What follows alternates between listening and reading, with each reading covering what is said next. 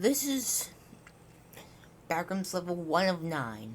Well, I mean, there's multiple levels, but I'm doing like the main 9 first. This is part 1 of 9, and it's gonna be, well, when I'm done, combine them into one huge video. I'm using two wikis. I'm using Backrooms.wiki. And Liminal Archives. I'll just refer to the Backrooms.wiki as wiki. And Liminal Archives as Liminal Archives. Okay. There's also gonna be music in the background. So let's get started. We're going to be starting with the wiki in every one of these videos, and then doing the Liminal Archives wiki. Okay, preamble. Preamble. Right here. It's not a website, it's preamble.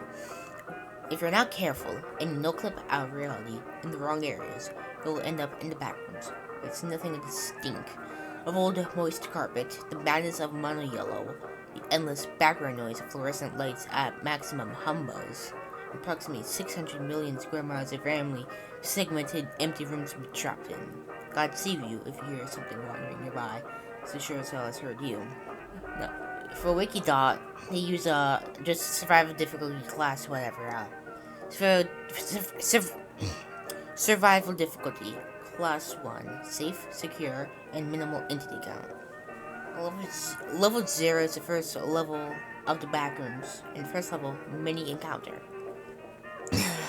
Level 0 is a non-linear space, resembling the backrooms of a retail outlet. Every room shares yellow wallpaper, yellowish-brownish damp carpet, and fluorescent lighting placed inconsistently.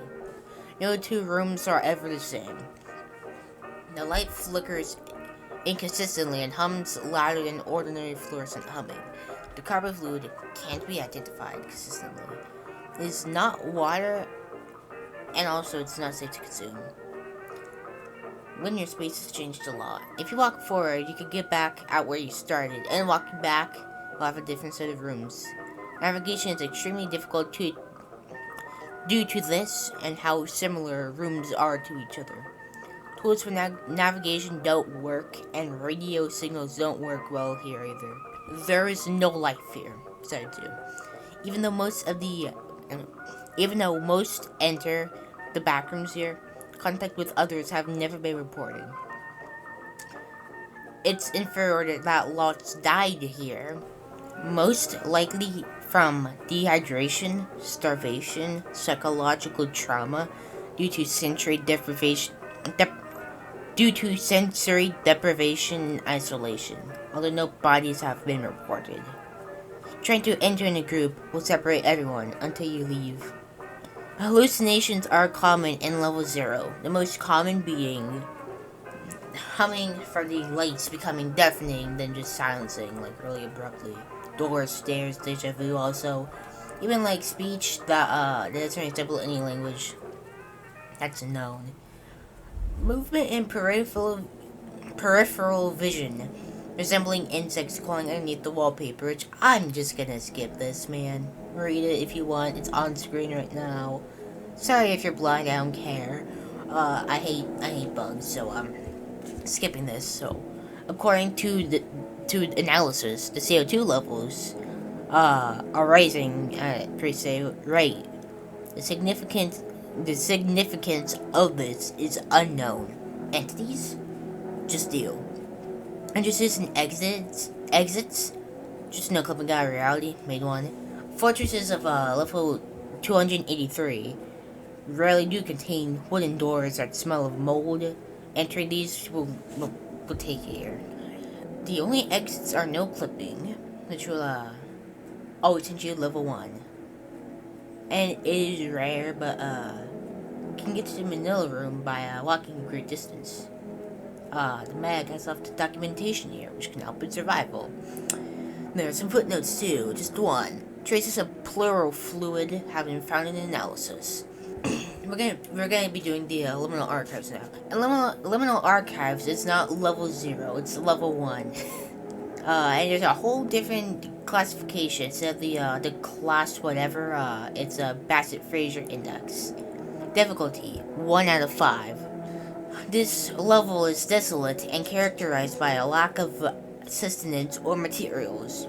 Long-term survival is unrealistic, and aspects of this level have adverse mental effects.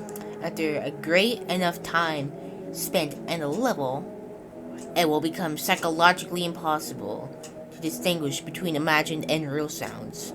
Any account 0 out of 5, just nothing there. Chaos Gradient 1 out of 5. Hollows rarely change. Loops can appear. The layout is non-linear. Lights and walls can be broken. This level, although disorienting, is still very livable in comparison to other levels.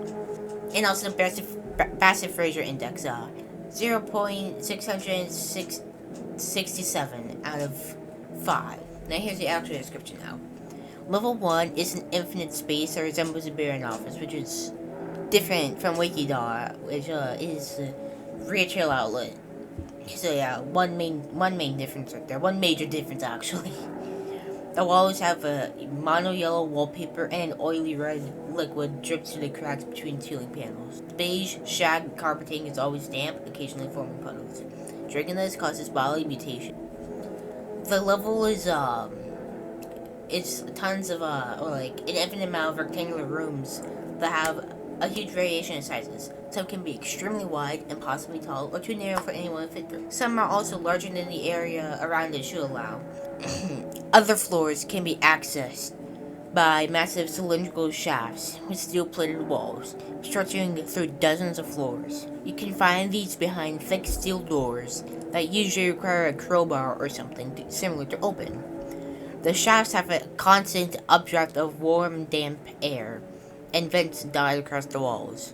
Damp carpet fluff puffing through the grates, liquid dripping out.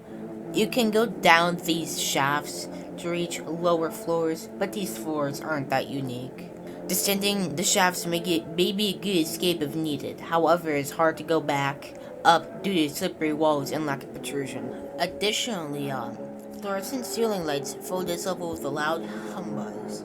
These lights are often ruined.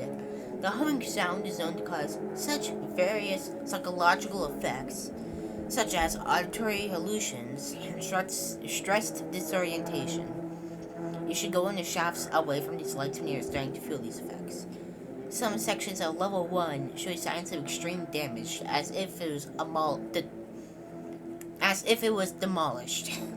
The beams of the walls are often torn and broken, showing signs of stretching as if the level were being supported from above, not below. Some sections of wallpaper look to be driven from being torn or from water damage. Objects do not appear here often, leading to possible dehydration and starvation for those that don't have supplies. Bodies disappear from where they died. Where they go is unknown. There's actually communities here, which is an extra section. The UNCB Outpost Cockney, which is the UNCB capital of level 1 with 100 people.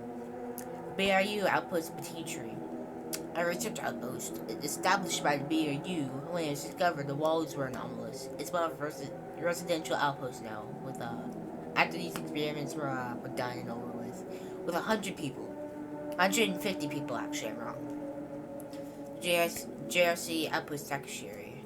When the UNCB was established and the Drade Razor clan joined, every faction needed to have an outpost that can be accessed by those of other factions at any time. So they established Takashiri.